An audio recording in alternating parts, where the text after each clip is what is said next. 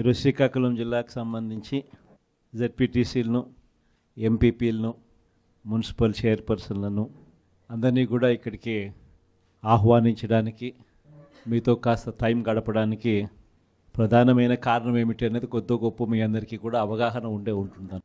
ఈ ప్రభుత్వం వచ్చి ఇప్పటికి దాదాపుగా 6 నెలలు అయిపోయింది. మామూలుగా పాలన చేస్తే ప్రజల్లో వ్యతిరేకత కొద్దో గొప్ప ఈ మేరకు ఉంటుంది. కానీ ఫస్ట్ టైం ఇలాంటి ప్రభుత్వం చూస్తూ ఉన్నాం. 6 నెలలు గడవకముందే ప్రభుత్వంలో మీద వ్యతిరేకత ఈ స్థాయి నుంచి ఇక్కడ కనిపిస్తాం. ఈ రోజుకి కూడా మన జెడ్పీటీసీలు కానీ, మన ఎంపీటీసీలు కానీ, మన సర్పంచులు కానీ ఎవరైనా కూడా ఏ గ్రామంలో అయినా కూడా, ఏ ఇంటికైనా కూడా గర్వంగా తలెత్తుకొని పోగలుగుతుంది. కారణం ఏమిటి అనంటే, ఎన్నికలప్పుడు మా పార్టీ ఇవన్నీ చెప్పింది, తూచా తప్పకుండా ప్రతి ఇది కూడా చేసి చూపించిన ప్రభుత్వం మాది అని చెప్పి సగర్వంగా తలెత్తుకొని చెప్పుకునే పరిస్థితి ఏ ప్రభుత్వానికైనా ఉంది అని అంటే అది ఒక వైఎస్ఆర్సీపీ ప్రభుత్వమే అని చెప్పి కూడా గర్వంగా.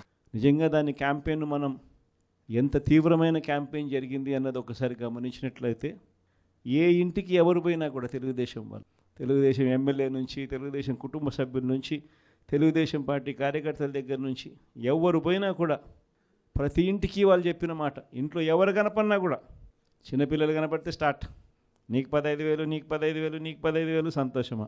అంతకన్నా అంతకన్నా కొంచెం పెద్దోళ్ళు, తల్లులు కనిపిస్తే చాలు, అమ్మలు కనిపిస్తే చాలు, నీకు 18,000, నీకు 18,000, నీకు 18,000, సంతోషమా? అంతకన్నా ఇంకా కాస్త పెద్దోళ్ళు, ఆ అమ్మలకు సంబంధించిన పెద్దమ్మలు, వాళ్ళ అత్తగారు కనిపిస్తే చాలు, నీకు 48,000, నీకు 48,000, నీకు 48,000, సంతోషమా? 20 ఏళ్ళ పిల్లోడు ఇంట్లో నుంచి బయటకు వస్తే చాలు, నీకు 36,000, నీకు 36,000, నీకు 36,000, సంతోషమా? ఇంట్లో నుంచి రైతు కండువా వేసుకొని బయటకు వస్తే చాలు, నీకు 20,000, నీకు 20,000, నీకు 20,000, సంతోషమా అనే మాటలు ఈ రోజుకి కూడా నా దగ్గరికి మన ఎమ్మెల్యేలు కూడా నా దగ్గరికి వచ్చి చెప్పారు. చాలామంది కూడా చెప్పారు, అన్న ఈ రకంగా చెప్తా ఉన్నారన్న, మనమేమో కుటుంబం మొత్తానికి సహాయం మనం చేస్తూ ఉంటే వీళ్ళు ఇంట్లో ఉన్న ప్రతి ఒక్కరికి కూడా మేము చేస్తాము అని చెప్పి చెప్పడం మొదలు పెడతా ఉన్నారు. ఈ అబద్ధాలకు మనం తట్టుకోలేమున్నా, మనం కూడా ఏదో ఒకటి చేయకపోతే, ఏదో ఒకటి చెప్పకపోతే ఇబ్బంది పడతామన్నా అని చెప్పి కూడా చాలామంది ఎమ్మెల్యేలు నా దగ్గర కూడా వచ్చి చెప్పారు. కానీ చెప్పినప్పటికి కూడా నేను చేయలేకపోయా. ఎందుకు చేయలేకపోయినాను అని అంటే, ఈ రోజుకి కూడా అంటారు చాలామంది ఎమ్మెల్యేలు నా దగ్గరికి వచ్చి, అన్న నీతో సమస్య ఉంది అన్న అంట. ఏం నా సమస్య అని చెప్పినాడు. అన్న నీతో ప్రాబ్లం, నీలో అతి మంచితనము, అతి నిజాయితీతనము, ఈ రెండు నీతో ఉన్న సమస్యలు అన్నా అని చెప్పు.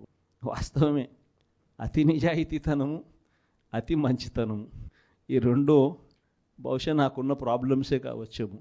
కానీ మళ్ళీ రేపొద్దున మనం అధికారంలోకి వచ్చేసరికి మాత్రం మళ్ళీ అవే కారణాల వల్లే మళ్ళీ మనం రేపొద్దున అధికారంలోకి వస్తామన్న మాట కూడా అంతే వాస్తవం. ప్రైవేట్ స్కూళ్ళు గవర్నమెంట్ స్కూళ్ళల్లో పోటీ పడగలుగుతాయా, ఇది సాధ్యమేనా అని చెప్పి అనుకునే పరిస్థితి నుంచి ప్రతి 6వ తరగతి నుంచి ప్రతి క్లాస్ రూమ్లోనూ డిజిటల్ క్లాస్ రూములు తయారు చేసి ఇవన్నీ తీసుకొచ్చి మన హయాంలో గర్వంగా కూడా తలెత్తుకొని చెప్పగలుగుతాం. ప్రైవేట్ స్కూళ్ళు గవర్నమెంట్ స్కూళ్ళతో పోటీ పడే పరిస్థితి వచ్చింది అని అంటే అది ఒక్క వైఎస్ఆర్సీపీ హయాంలో మాత్రమే. వసతి దీవెన గాలికి ఎగిరిపోయింది. పిల్లలను ఈరోజు చదువుకునే దానికోసం ఇంజనీరింగ్ కాలేజీలో యాజమాన్యాలు, మీరు ఫీజులు కట్టకపోతే మీరు చదువుకునేదానికి మేము ఒప్పుకోము, ఫీజులు తీసుకొని రండి అని చెప్పి పిల్లల్ని ఇంటికి పంపిస్తూ ఉన్న పరిస్థితులు. వైద్య రంగం పరిస్థితి కూడా అంతే దయనీయంగా ఉంది. ఆరోగ్యశ్రీ సేవలు మార్చి నుంచి ఇంతవరకు బిల్స్ లేవు. వ్యవసాయం పరిస్థితి అంతే. ఆర్బీకేలు స్థాపించి ఈ క్రాప్ పెట్టి ట్రాన్స్పరెంట్గా, పారదర్శకంగా ఉచిత పంటల బీమా అమలు చేసి దళారీ వ్యవస్థ అనేది లేకోకుండా ఆర్బీకేల ద్వారానే పంటలు కొనుగోలు చేసి ప్రతి రైతుకు తోడుగా అండగా నిలబడే కార్యక్రమం మనం చేస్తే, ఈరోజు ఏ రైతు ధాన్యం కొనుగోలులో ఏ రైతుకు కూడా కనీస మద్దతు ధర రాని పరిస్థితిలో ఈరోజు వ్యవసాయం చేస్తూ ఉన్న పరిస్థితులు ఈరోజు కనిపి, మళ్ళీ పథకాలు ఎలా ఉన్నాయో అని హలో అని ఫోన్ చేసి అడుగుతారంట. పథకాలు ఉంటే కదా నువ్వు హలో అని చెప్తే అవతలోడు హలో అని చెప్పి మళ్ళీ చెప్పేదానికి. పథకాలు లేవు, ఫోన్ చేసి నువ్వు హలో చెప్తున్నావు. అది పరిస్థితి. ఇంత దారుణమైన పరిస్థితుల్లో ఒకవైపున మరోవైపున చూస్తే విచ్చలవిడి కరప్షన్. విచ్చలవిడిగా కరప్షన్. ఇసుక రేట్లు మనకన్నా తక్కువ రేట్లకు ఇస్తామన్నారు.